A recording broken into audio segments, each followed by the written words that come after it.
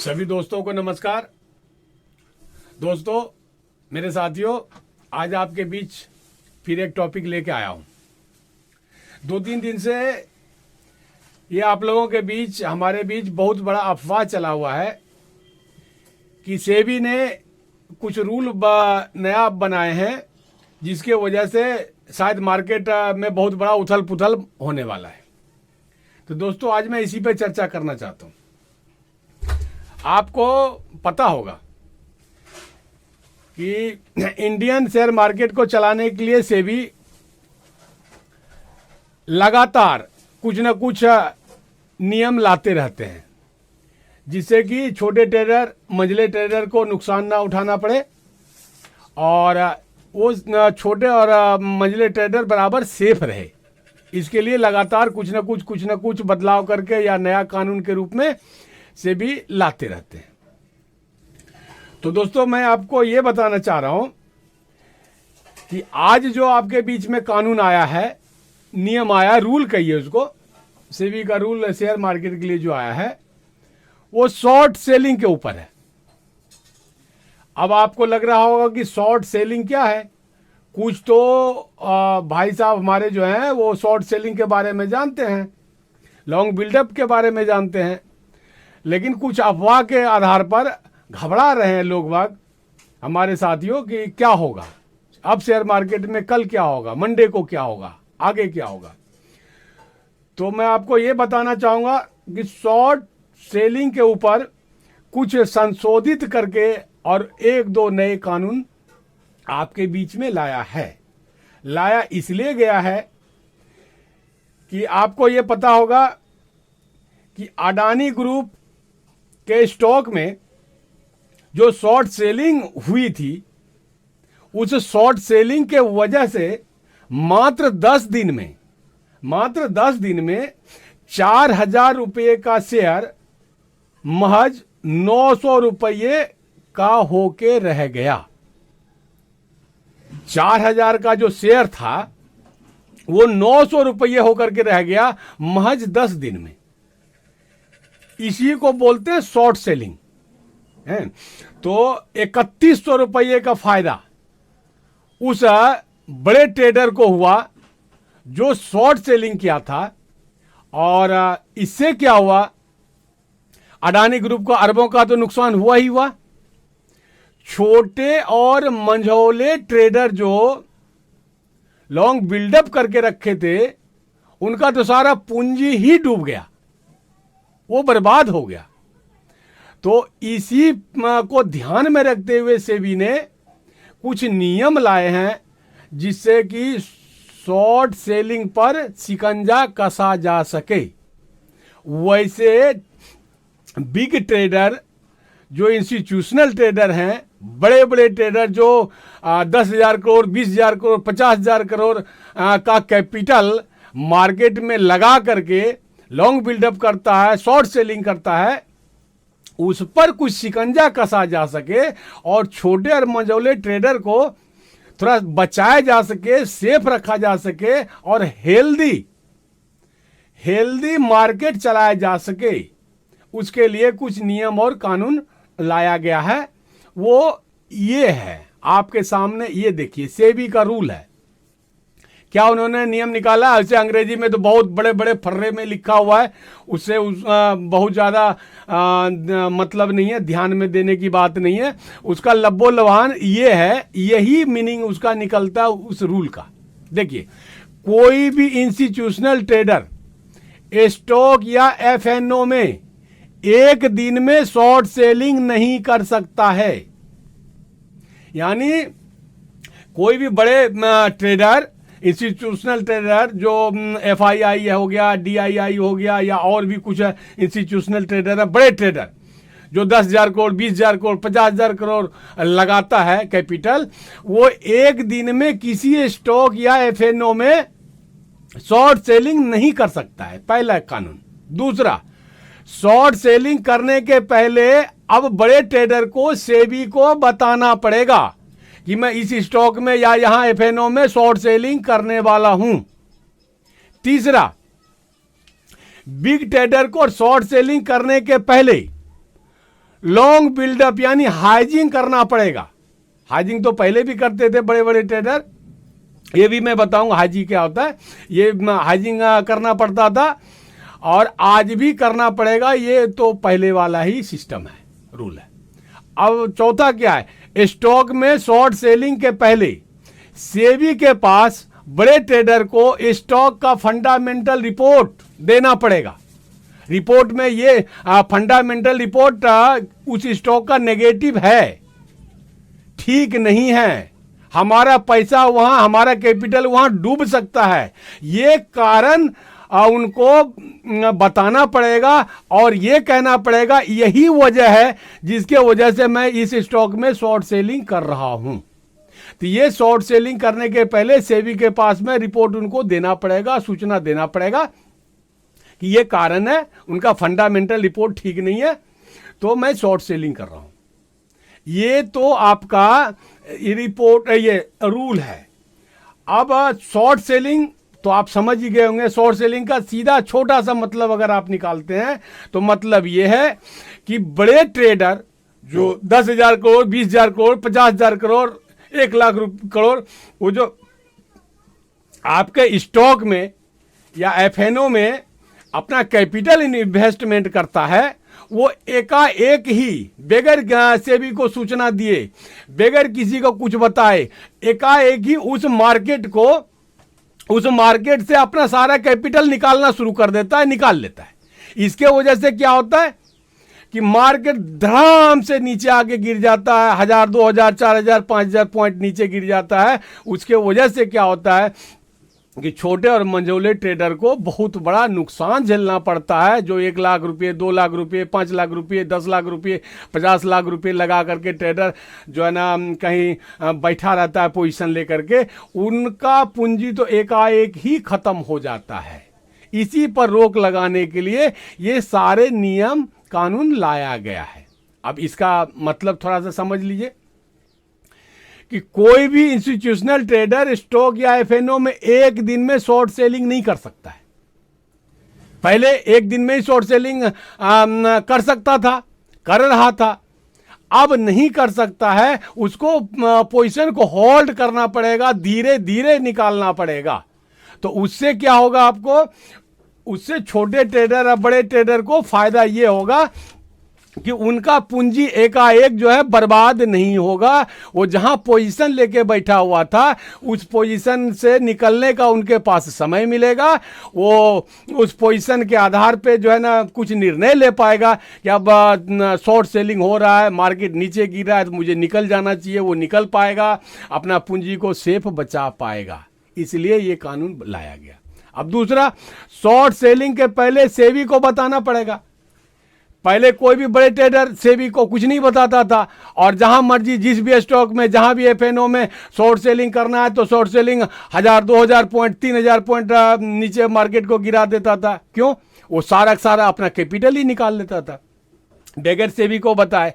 तो अब सेबी का कहना है कि भैया आप अगर शॉर्ट सेलिंग करोगे, अगर मार्केट से अपना पूरा कैपिटल निकालना चाहते हो किसी कारणवश, या गलत मंशा से हो या अपना प्रॉफिट बनाने के लिए हो, अगर शॉर्ट सेलिंग करते हो तो आप हमको बताओगे और मैं उसका कारण ढूंढूंगा, उसका कारण जो है ना देखूंगा, और सही कारण होगा तो ठीक है, नहीं तो आपके ऊपर प्लेंटी लगाऊंगा और इसका रिपोर्ट मैं जो है ना सार्वजनिक भी करूंगा, मार्केट के लोगों को तक भी भेजूंगा। तो अब है शॉर्ट सेलिंग करने से पहले एसईबीआई को, सेबी को जो है ना रिपोर्ट करेगा। रिपोर्ट करने के पहले उसको डर लगेगा कि अब मैं शॉर्ट सेलिंग करता हूं और नाजायज कारण है, अगर गलत मंशे से शॉर्ट सेलिंग करता हूं तो सेबी अब मुझे पकड़ेगा, मेरे ऊपर प्लेंटी लगाएगा, डरेगा, मार्केट में बदनाम करने का डर लगा रहेगा। तो इस वजह से शॉर्ट सेलिंग करने से वो कतराएगा। इसीलिए ये सेबी ने कहा कि मुझे आपको बताना पड़ेगा कि आप शॉर्ट सेलिंग करने जा रहे हो। ठीक। तीसरा, बिग ट्रेडर को शॉर्ट सेलिंग करने से पहले लॉन्ग बिल्डअप करना पड़ेगा, हाइजिंग। ये पहले भी होता था, मेरा जहां तक ख्याल आता है। अब भी ये कहा गया है कि अगर आप किसी स्टॉक में या एफएनओ में शॉर्ट सेलिंग कर रहे हो, यानी पूरा अपना कैपिटल निकालना चाह रहे हो, तो उसके पहले आपको बैलेंस बनाने के लिए, आपका बैलेंस बना रहे और शेयर मार्केट का भी बैलेंस बना रहे, इसके लिए आपको कहीं लॉन्ग बिल्डअप करना पड़ेगा। यानी कहीं कॉल में, अगर शॉर्ट सेलिंग कर रहे हो तो कहीं कॉल में भी जाकर के उतना कैपिटल आपको इन्वेस्टमेंट करना पड़ेगा, उतना कैपिटल आपको लगाना पड़ेगा, तब आप शॉर्ट सेलिंग कर सकते हो। सिर्फ नेकेड शॉर्ट सेलिंग आप नहीं कर सकते कि कहीं भी मार्केट में मैंने पैसा लगा दिया 10,000 करोड़, 20,000 करोड़, 50,000 करोड़, और एकाएक मेरा मन हुआ, मेरी इच्छा हुई, या कोई सेट न्यूज आया, या मुझे ज़्यादा ये प्रॉफिट करने की चाहत है, तो आप जो है ना शॉर्ट सेलिंग कर लोगे। ऐसा नहीं करना पड़ेगा। अब आपको लॉन्ग बिल्डअप करना पड़ेगा। आपका पैसा एक जगह निकलेगा तो दूसरे जगह कहीं पहले शेयर मार्केट में फंसाना पड़ेगा, और जब आप उसमें पैसा कैपिटल इन्वेस्टमेंट कर दोगे लॉन्ग बिल्डअप करके, तब आप जो है ना अपना शॉर्ट सेलिंग कर सकते हो। तो ये हुआ हाइजिंग। ठीक, बैलेंस, यहां तो हाइजिंग का मतलब हुआ बैलेंस बनाना, ऐसे इसका मतलब होता है स्वच्छता। चलिए कोई नहीं। अब चौथा कारण क्या हो गया? स्टॉक में शॉर्ट सेलिंग करने के पहले सेबी को आपको बताना पड़ेगा कि स्टॉक का जिसमें मैंने ये जो है ना कैपिटल इन्वेस्टमेंट कर रखा हूं जिस स्टॉक में, उस स्टॉक का, उस कंपनी का फंडामेंटल जो जानकारी मुझे मिली है, जो रिपोर्ट मिला है, वो नेगेटिव चल रहा है। उनकी अर्थव्यवस्था सही नहीं है, उनके ऊपर गलत रिपोर्ट आ रहा है, उनके ऊपर ज़्यादा परेशानी कारण आ रहा है, उनका मार्केट गिर सकता है, ज़्यादा गिर सकता है, और अगर मार्केट गिर गया तो मेरा नुकसान हो जाएगा। तो मैं इस कारण से, यानी फंडामेंटल रिपोर्ट उसका नेगेटिव है, इस कारण से शॉर्ट सेलिंग कर रहा हूं। ये अब सेबी को बताना पड़ेगा। इसका फायदा क्या होगा? अब कोई भी बड़ी मछली, आपको पता है बड़ी मछली छोटी मछली को ही खा करके जिंदा रहता है, तो अब कोई भी बड़ी मछली, कोई भी इंस्टीट्यूशनल ट्रेडर अब किसी स्टॉक में शॉर्ट सेलिंग करना चाहता है, तो शॉर्ट सेलिंग करने के पहले उनको बताना पड़ेगा कि इस स्टॉक में जो मेरा कैपिटल इन्वेस्टमेंट है, इससे मैं अपना कैपिटल निकालना चाहता हूं, इसलिए निकालना चाहता हूं कि उनका रिपोर्ट सही नहीं है और हमको भविष्य में नुकसान होने वाला है, नुकसान हो सकता है, इसी कारण से मैं शॉर्ट सेलिंग कर रहा हूं। तो अब उनको अगर रिपोर्ट सही है, फंडामेंटल, देखिए यहां ध्यान दीजिए, अगर स्टॉक का फंडामेंटल रिपोर्ट सही है और आप कारण दे रहे हैं कि स्टॉक का फंडामेंटल रिपोर्ट गलत है, तो सेबी उसको जांच करेगा ना कि भाई फंडामेंटल रिपोर्ट तो उस कंपनी को, उस स्टॉक का सही है और आप बता रहे हो गलत है। नहीं नहीं, गलत बात है, तो फिर आपके ऊपर प्लेंटी लगेगा। तो सेबी उसको जांच करेगा, उसके फंडामेंटल रिपोर्ट को जांच करेगा, परखेगा, देखेगा, उसके बाद में उसको ऑर्डर देगा कि ठीक है भाई, आप ऐसा कर सकते हो। नेगेटिव है या पॉजिटिव है वो सेबी रिपोर्ट देगा, तब वो शॉर्ट सेलिंग कर पाएगा। तो ये तो सारा लुबो लुभाव इस कानून का था। इससे छोटे ट्रेडर और मंझले ट्रेडर सेफ ही रहेगा, उसको फायदा ही होगा, उसका नुकसान नहीं होगा। अब फायदा क्या हो सकता है? फायदा अगर देखें तो क्या हो सकता है? बड़े ट्रेडर अगर सारा का कैपिटल जो है ना एक बार में शॉर्ट सेलिंग कर देता है, तो होता क्या है कि छोटे और मंझोले ट्रेडर का सारा कैपिटल ही डूब जाता है। अब वो चांस कम हो जाएगा, जहां उसको निकलने का छोटे ट्रेडर को टाइम मिल जाएगा, अनुभव करने की क्षमता बढ़ जाएगी और वो अपने सूझबूझ से अपने कैपिटल को बचा पाएगा। एक ये फायदा मिलेगा। दूसरा फायदा क्या होगा? अगर बड़े ट्रेडर हाइजिंग करके चलता है तो लिक्विडिटी मार्केट में बना रहेगा, और आपको चाहिए लिक्विडिटी। आप बाय करते हैं और तुरंत सेल करते हैं, यानी सेकंड में, मिनटों में बाय और सेल कर लेते हैं। तो बाय और सेल तो तभी आप कर पाते हैं जब उस मार्केट में, उस स्टॉक में, एफएनओ में लिक्विडिटी बनी रहती है, यानी खरीदने बेचने वाला का बैलेंस बना रहता है। जितना खरीदने वाला उतना बेचने वाला है, वो अगर बैलेंस बना रहता है तो आप सेकंडों में खरीद और बिक्री कर सकते हैं। तो ये लिक्विडिटी बना रहेगा। दूसरा फायदा ये हुआ। तीसरा फायदा क्या होगा? बिग ट्रेडर का लॉन्ग बिल्डअप करने से और शॉर्ट सेलिंग करने से मार्केट में वोलेटिलिटी यानी गति भी बना रहेगा, जिससे आपका मुनाफा ठीक ठाक हो पाएगा।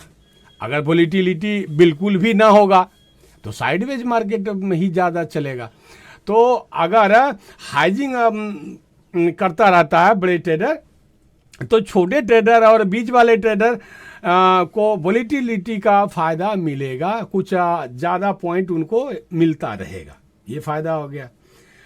अब चौथा फ़ायदा क्या हो गया कि चूंकि स्टॉक में शॉर्ट सेलिंग करने से पहले सेबी को बताना पड़ेगा उस बड़े ट्रेडर को कि इसका फंडामेंटल रिपोर्ट गलत है या सही है, ये कारण बताना पड़ेगा। तो अगर ये कारण सेबी तक चला जाता है तो सेबी क्या करेगा, उसको जांचेगा, परखेगा। अगर बड़े ट्रेडर का रिपोर्ट सही है तो उसको अनुमति मिल जाएगी, और अगर बड़े ट्रेडर का रिपोर्ट गलत है, जो उन्होंने सेबी को रिपोर्ट दिया वो रिपोर्ट गलत है, तो उस पर पेनल्टी भी लगेगी और वो सार्वजनिक भी कर दिया जाएगा। तो उससे फायदा आपको क्या मिलेगा, छोटे और मंझले ट्रेडर को, कि आपको ये पता चल जाएगा कि उस स्टॉक में जो शॉर्ट सेलिंग हो रहा है और उसका ये कारण है, तो आपको अब सावधान होने का समय आ गया। आप उस स्टॉक में अपना निवेश नहीं करेंगे। ये आपको फायदा मिल जाएगा कि आप उस स्टॉक में अब निवेश करने से बच जाएंगे। ये जानकारी आपको मिल जाएगी जो पहले जानकारी नहीं मिल पाती थी। आप किसी भी स्टॉक में अपना निवेश कर देते थे और फिर उसका अंदर अंदर हो क्या रहा है वो आपको पता ही नहीं चलता था, आपका नुकसान हो जाता था।